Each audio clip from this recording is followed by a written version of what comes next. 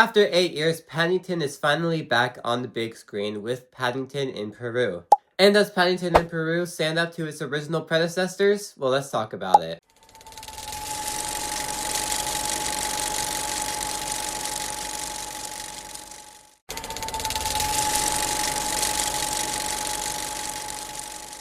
And although it has been 8 years since we got that second Paddington movie, the creators of this were just able to still capture that heart that those original two movies had. Although it's basically a different team around this movie, they were still able to capture what the original two movies brought. It still kept the heart, it still kept everything that you liked about those first two movies, and it brings it over. It never took any of that away. It still has all that heart, all that theme, and all the elements that made the first two movies what they are and so likable, and still brought those over and still continued to make this movie feel like those first two movies, although there's a different team around it. And when it comes to the cast, Ben Whishaw continues it again with his phenomenal voice and what he brings to Paddington. He just brings his own little flair, his own little image that only he can capture, and continues to bring it to Paddington, just like he did for the first two movies. And for the rest of the cast, we finally get to see them return after 8 years. And the movie does a good job at basically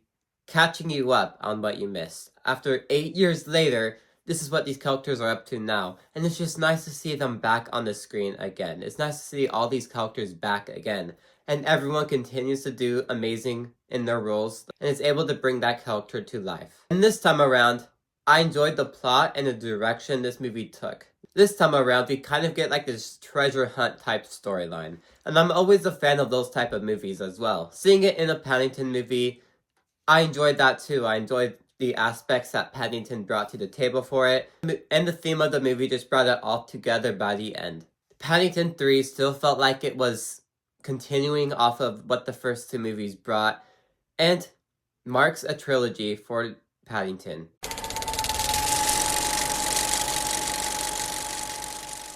Now there's a few things in this movie I couldn't bear. I have mentioned the theme of this movie. Paddington is always about the theme. That's what makes these movies stand out, is mostly the heart of the film. But the plot to get there is generic. Like I said, it's a treasure hunt story, and the movie had their own little spin to it, but it still feels generic. Problem with the first Paddington movie, and it was brought over here.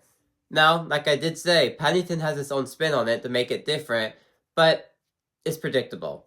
You know where the story's going. There's nothing really unexpected that's going to happen in this movie, because it's a generic story. We've seen this story before. We know how the story is going to play out. Yes, Paddington has its own unique theme in here that makes the story different, but the journey to get there can take longer because you know where the story is going. I wasn't really the biggest fan of the villain in this movie either. The villain's not bad, but compared to the first two movies, the villain is also not really a standout. He's kind of forgettable. He's kind of like a throwaway villain. It's not terrible, it's not really bad, but it's also not that good either.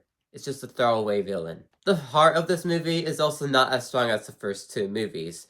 This is kind of a minor nitpick. This movie still has the heart that the first two movies had, but it doesn't really have the same impact that the second movie had, or even the first one. I feel like there's a different journey you could have gone to make this theme impact you more, because the theme only really comes into effect at the end of the movie. So it makes the entire journey pay off with the theme that it has. But I feel like if we had the journey of the theme throughout the entire movie, and still had that heart throughout the entire movie of the theme, it could have had a stronger impact. But since we didn't really have that theme throughout the entire story and have that overarching theme of it all, I feel like just the theme of it didn't really have the same impact that it needed to. Now, if you are a fan of those first two Paddington movies and absolutely love them, this is 100% for you, and you're going to continue to love this franchise. But if you thought the first two movies were just okay, solid, this one might not win you over as much as those movies did. This movie still has a generic story, it's nothing groundbreaking, but by the end of the movie it still has the heart and theme that the Paddington movies had. But this movie was still able to capture what Paddington has captured so far, and still feels like a Paddington movie. But since none of these movies really stood out to me, as much as they stood out to other people, I'm going to have to give this movie a 6 out of 10. It's called a hard stare, Mr. Hunter. Like this video, maybe leave those on the side of this issue too. Like, subscribe, and see you guys next time. Goodbye.